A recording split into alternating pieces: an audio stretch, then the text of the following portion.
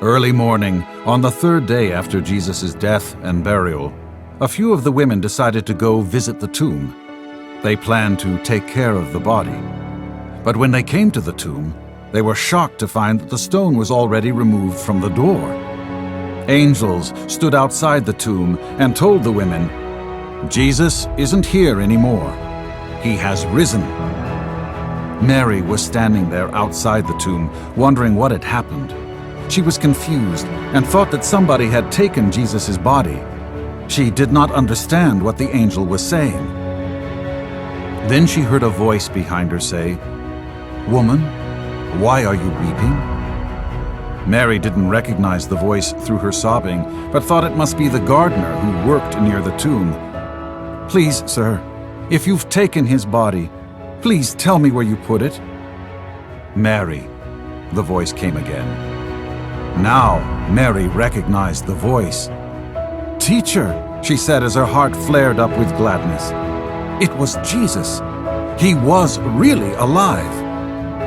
"Go and tell my brothers," Jesus said. Mary turned and ran as fast as she could. It was true. Jesus was alive. She had just seen him with her own eyes. She was so excited and could not wait to tell the disciples and all the people that Jesus was truly risen. Back at the home where the disciples were gathered, Mary rushed into the room. "I've seen him! He's alive! Jesus is alive!" The disciples were so surprised they could hardly speak, but they too ran to see the risen Lord. One disciple wasn't so sure. Thomas couldn't believe that such a thing could actually happen. He loved the Lord so much, but did he really rise from the dead? Surely it couldn't be. "Unless I see his hands, place my finger into the mark of the nails, and put my hand on his side, I will never believe," Thomas said. One day, Jesus appeared to his disciples as they were sitting in their upper room. He didn't use the door. He simply walked through the wall.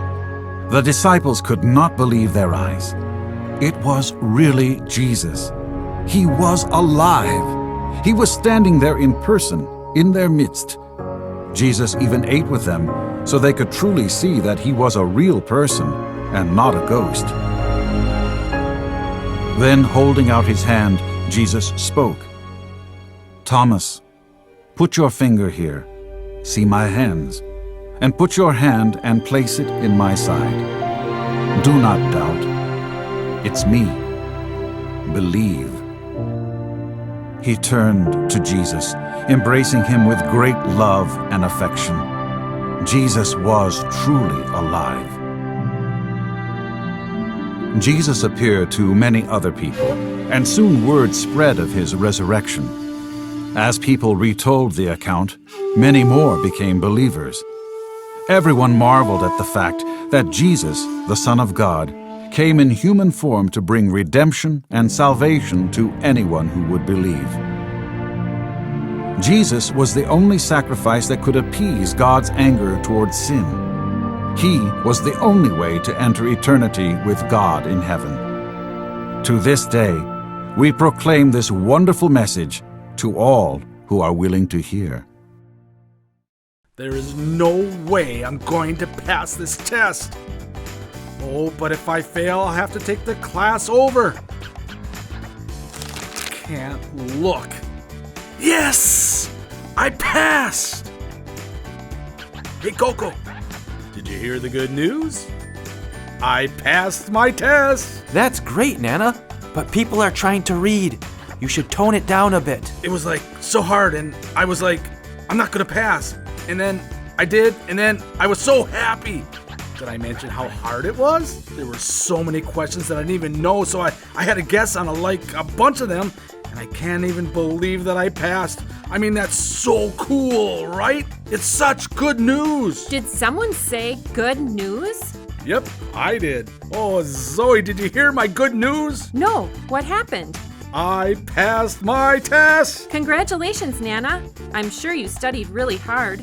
I have some good news for you as well. What is it? The real good news is Jesus dying on the cross for our sins and rising from the dead. That's not good news. That's great news! Yep. You know, you can read it for yourself in the Bible. I have to see this. Thanks, Zoe. Anytime.